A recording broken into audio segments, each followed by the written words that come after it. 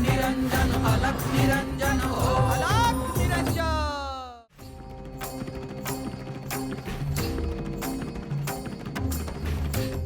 श्रीनाथ,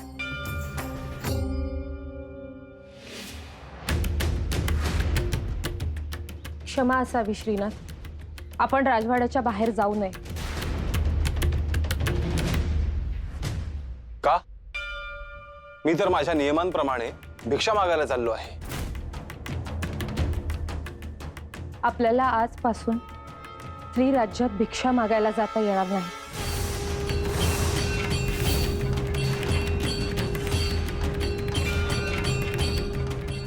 मला अशा प्रकारे कोणीही थांबवू शकत नाही।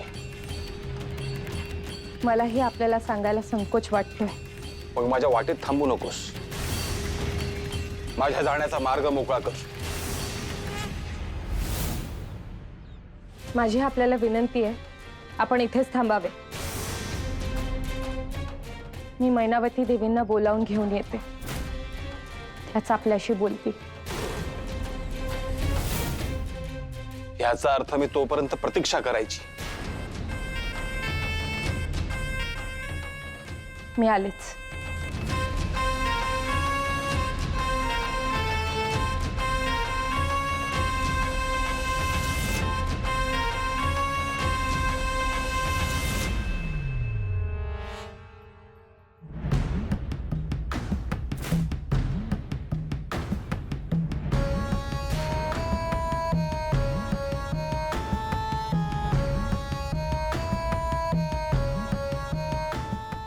रोहिणी, पाकगृहात जा आणि भोजनाची तयारी झाली का नाही हे पाहून ये।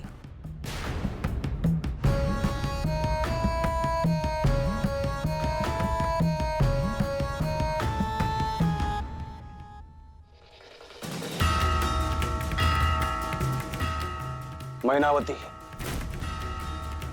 मी भिक्षा मागायला जात असताना ज्या पद्धतीने मला थांबवले ते मला आवडलं नाही। होय, खरं तर मलाही ते योग्य वाटलं नाही।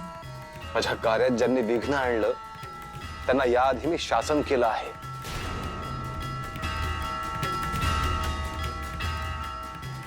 मी समजू शकते। मला विलंब होतो आहे।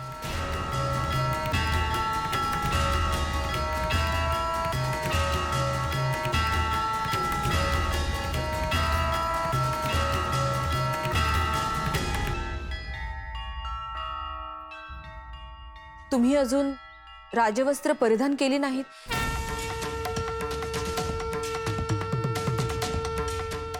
मैनावती, मी ते स्वीकारलेलं आहे आणि योग्य वेळी मी ते परिधान करेन।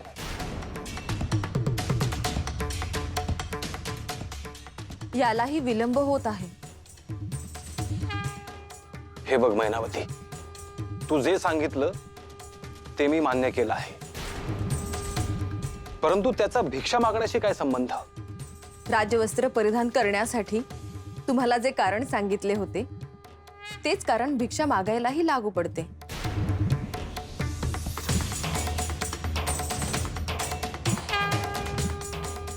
याचा अर्थ मी माझ्या नियमांप्रमाणे भिक्षाही मागू शकत नाही। हे श्रीनाथ, तुम्ही राजवस्त्र परिधान करून भिक्षा मागणार आहात का?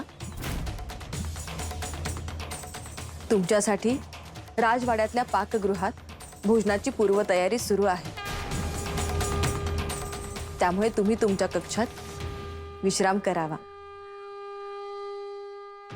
किंवा माझ्यासोबत चलावे। आपण बोलत बसूयात।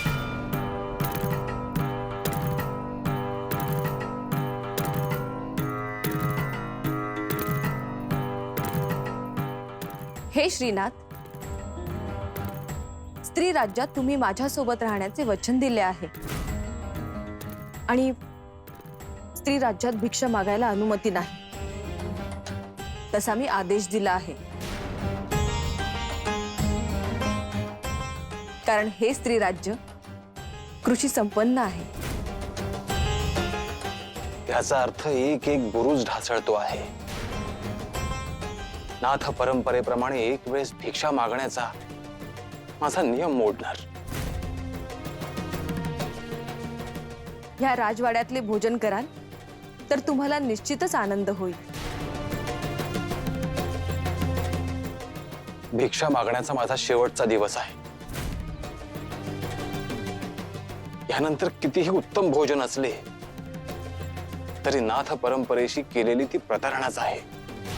अलग निरंजन, अलग निरंजन, अलग निरंजन, हो अलग निरंजन, अलग निरंजन, अलग निरंजन, हो अलग निरंजन.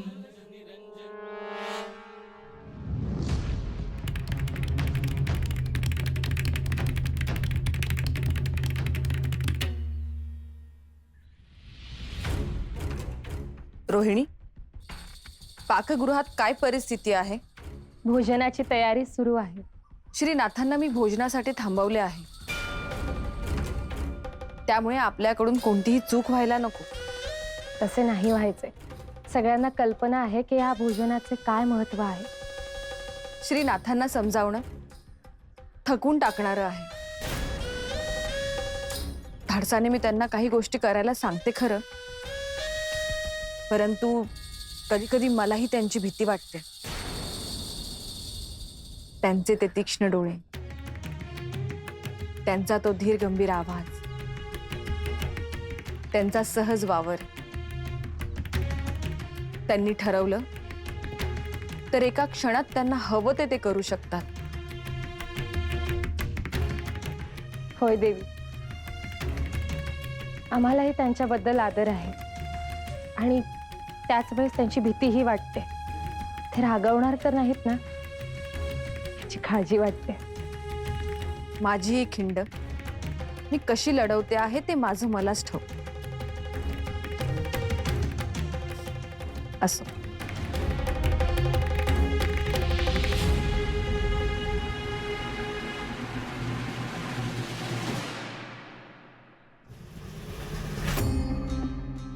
हे श्री दत्त महाराज, बालपणी बद्रिकाश्रमात तुम्ही मला दर्शन दिले आणि माझ्या साधनेला सुरुवात झाली.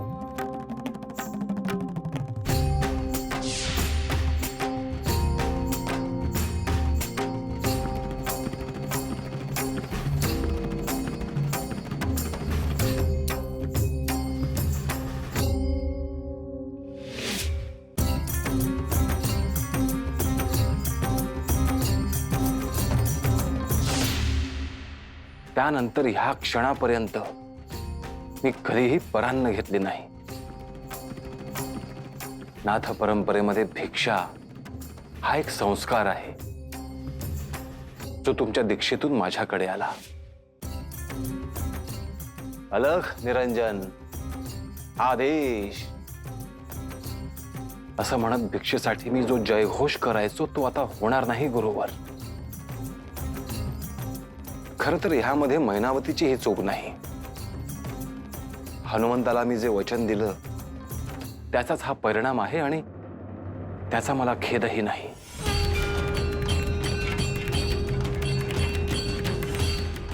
खरं तर ही भगवी वस्त्र त्यागून मला राजवस्त्र परिधान करायचे आहेत, परंतु त्यासाठी अजून मी तयार नाही.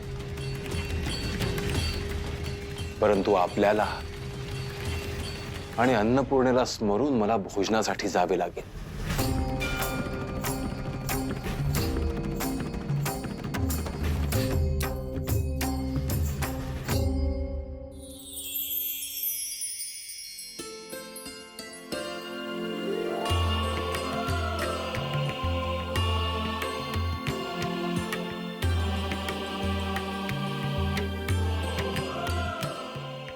रोहिणीला सांग मी तिला बोलावलं आहे म्हणून.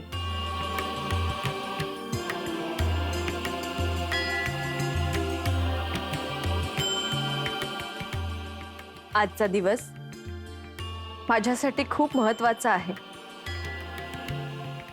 जे परम योगी आहेत त्यांना भौतिक जगात आणणं सोपं नाही.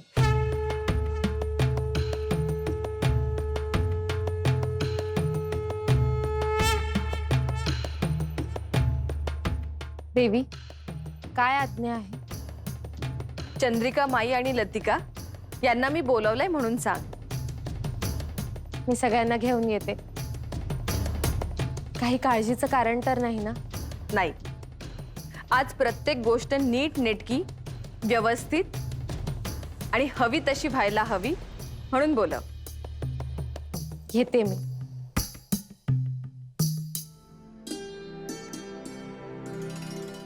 मला जे अत्यंत प्रिय आहेत अशा नाथांसाठी मी क्षण क्षण सुंदर बनवेन.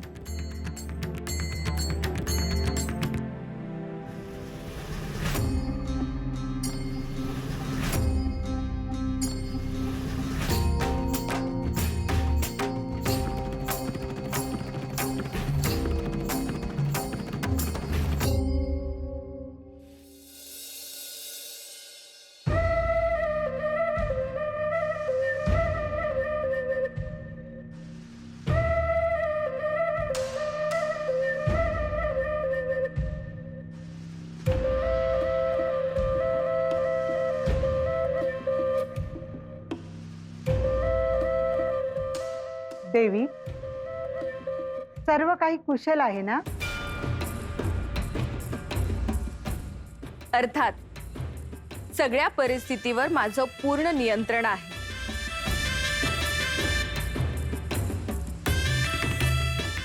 तुम्ही केवळ मी सांगते आहे ते करत जा.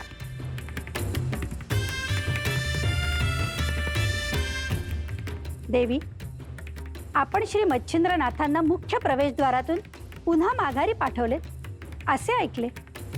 मी माझे काय म्हणणे आहे ते त्यांना सांगितले आणि सत्य माझ्याकडे आहे.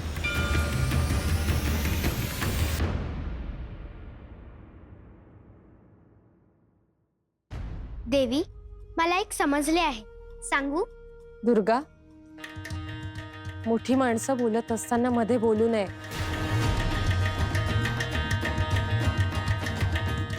बोलू दे तिला, त्यामुळे मला कळेल तरी राजवाड्यात कोण काय बोलत आहे ते.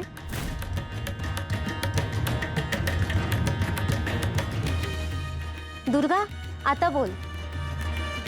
यानंतर श्रीनाथ भिक्षा मागायला राजवाड्याच्या बाहेर जाणार नाही.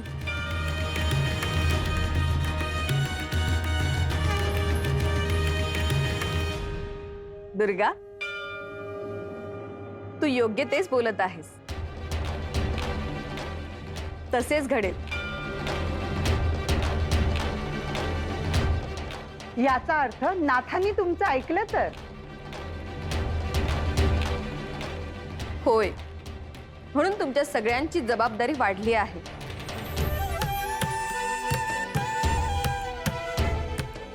देवी, आपण सांगा, आम्ही काय करणे अपेक्षित आहे? पाकगृहात श्री मच्छिंद्रनाथांना आवडतील इतके उत्कृष्ट अन्न पदार्थ तयार करा.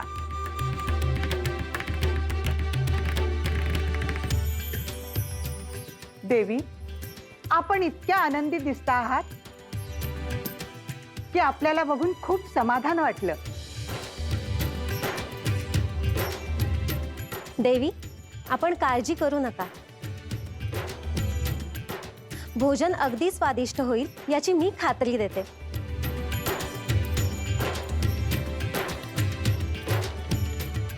तात्काळ तयारी सुरू करा. मी माझ्या हाताने त्यांना सर्व अन्नपदार्थ वाढणार आहे.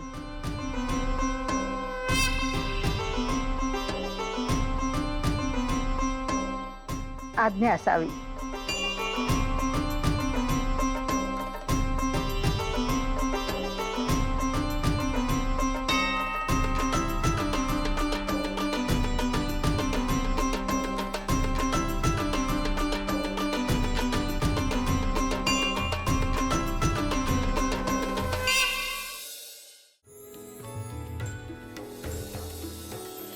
आजपासून श्री मच्छिंद्रनाथ राजवाड्यातच भोजन करतील. म्हणजे ते भिक्षा मागायला राजवाड्याबाहेर जात होते, ते आजपासून जाणार नाहीत का? होय, त्यामुळे भोजन उत्तमच झाले पाहिजे. कोणत्याही पदार्थात उणीव राहायला नको. चंद्रिका, आजपर्यंत पाकगृहातील भोजन बिघडलंय का? मग आज कसं होईल? हे मलाही ठाऊक आहे. परंतु देवींनी मला तशा सूचना दिल्या आहेत त्या मी तुम्हाला देत आहे. होय चंद्रिका, काही काळजी करू नका. भोजनाची सगळी पूर्वतयारी मी स्वतः केली आहे.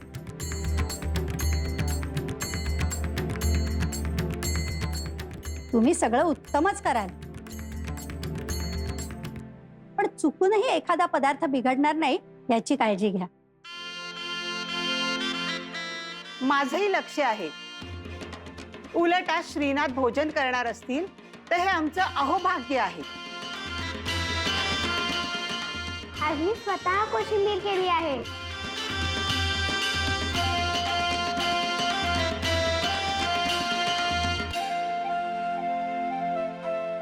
स्वयंपाकाची तयारी कुठपर्यंत आली आहे? देवी, स्वयंपाकासाठी लागणारे सगळे धान्य आणि भाज्या मी स्वतः निवडून ठेवल्या आहेत. आणि देवी, पदार्थ तयार होताना मी स्वतः लक्ष दिलंय. श्रीनाथ आजपासून राजवाड्यातच भोजन करतील.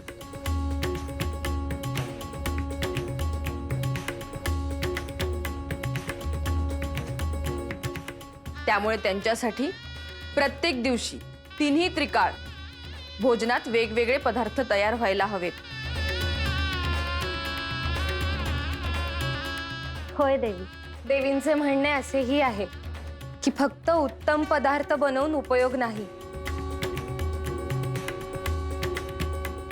तर ते पानात योग्यरित्या वाढलेही गेले पाहिजे.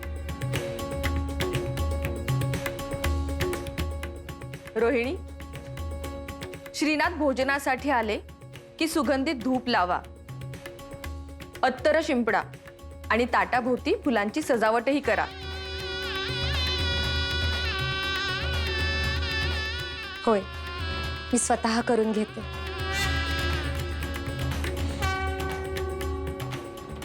श्रीनाथांना भोजन आवडले नाही किंवा पदार्थ करण्यात चूक झाली आणि त्यांनी भोजन केले नाही तर एक गोष्ट ध्यानात ठेवा, शासन करण्यात येईल.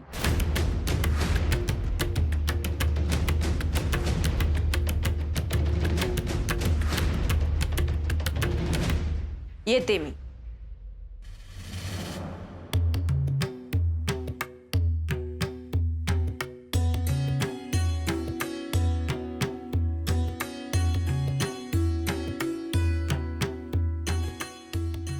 श्रीनाथांसाठी इतके पदार्थ प्रत्येक दिवशी होणार असतील तर ते मलाही खायला मिळतील. दुर्गा, तुला कधी नाही म्हटले आहे का? आधीही प्रत्येक दिवशी पदार्थ तयार होतच होते, पण श्रीनाथ विशेष अतिथी आहेत म्हणून मैनावती देवीने सांगितलं इतकंच.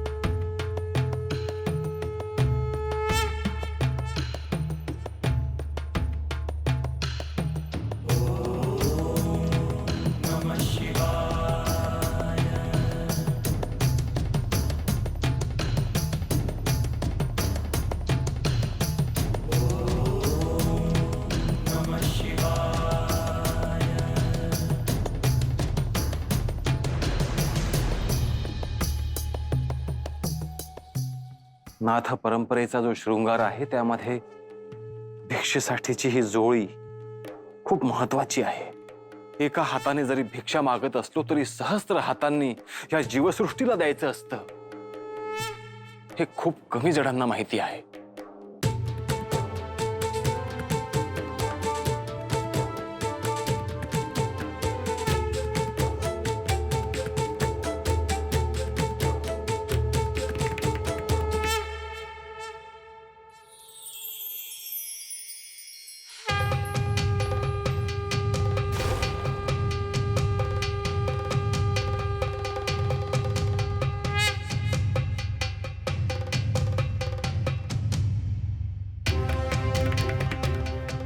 हे श्रीनाथ, तुम्ही माझ्यावर रागावला नाहीत ना?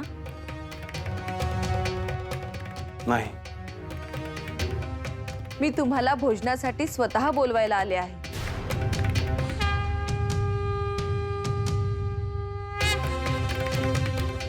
तू हो पुढे, मी येतो. मला कल्पना आहे, तुम्ही ठरवलेली मूल्य तुम्हाला सोडावी लागतात, परंतु हे आपल्या भविष्यासाठीच आहे ना? नियतीलाही असे वाटत असेल मी फार वाईट वागते आहे,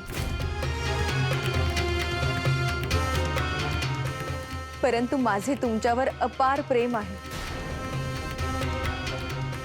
आणि तुमच्यासोबत सुखी संसार करायची प्रबळ इच्छाही आहे.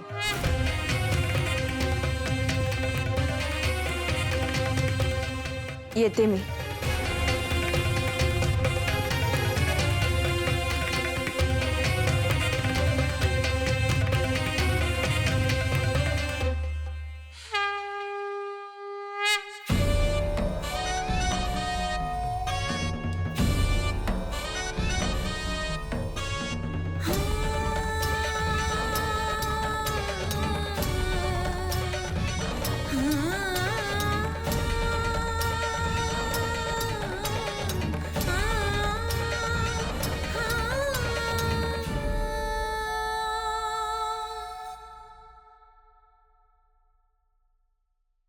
मला जरा काळजीच वाटते.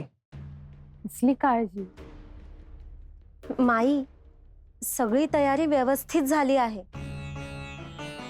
तसं नाही ग, सगळं व्यवस्थित पार पडले, पण श्रीनाथांना भोजनही आवडायला हवं.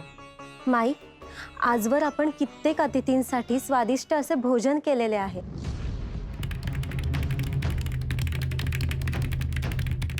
माई, श्रीनाथ भोजन करण्यासाठी कक्षात गेले का? मैनावती देवी श्रीनाथांच्या कक्षात त्यांच्यासाठी बोलावणं करायला गेले. पण रोहिणी ताई, एक सांगू, मला देखील श्रीनाथांसोबत बसून भोजन करायचंय.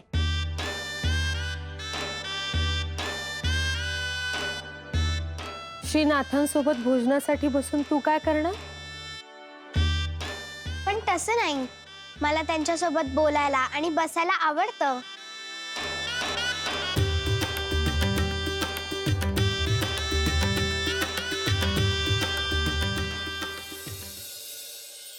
मी श्रीनाथांना सांगून आली ती भोजनासाठी येतील,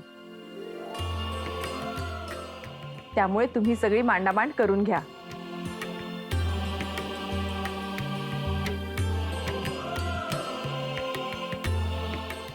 देवी, ही शुभवार्ता आहे. शेवटी तुमच्या प्रयत्नांना यश आले. होय, परंतु भोजन व्यवस्थित पार पडले की असे आपण म्हणू शकू. देवी, सगळं चांगलं पार पडेल. श्रीनाथ भोजन करत असताना केवळ मी तिथे थांबेन. तुम्ही सगळी मांडामांड करून घ्या. मी थांबू तुमच्या सोबत?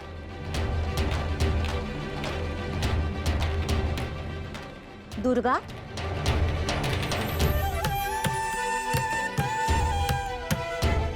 विलंब करू नका. श्रीनाथ कोणत्याही क्षणी येतील.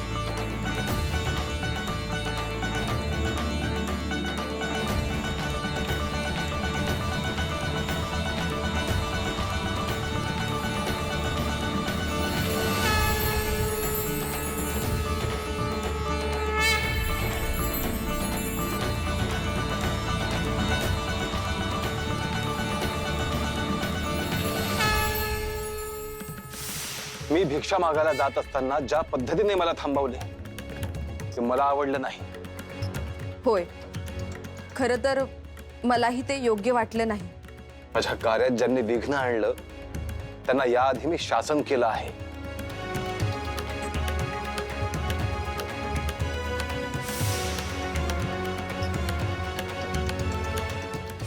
हे श्रीनाथ, तुम्ही माझ्यावर रागावला नाहीत ना? नाही, मी तुम्हाला भोजनासाठी स्वतः बोलवायला आले आहे.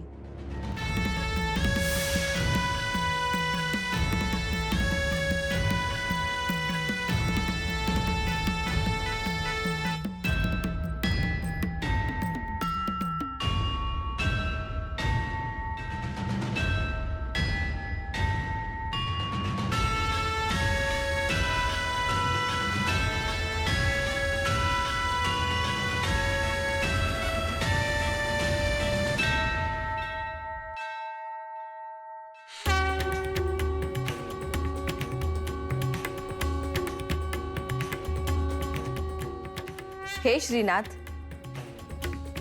आजचा हा दिवस माझ्यासाठी फार महत्वाचा आहे.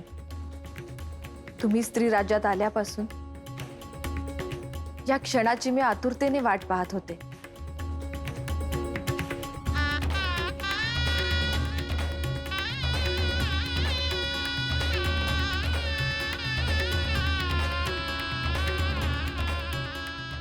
हे माझ्या उपासनेचे फळ म्हणून तुम्ही स्त्री राज्यात आलात.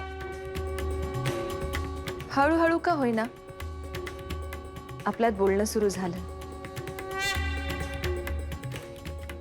येणाऱ्या काळात आपण दोघेही सुखाने राहू.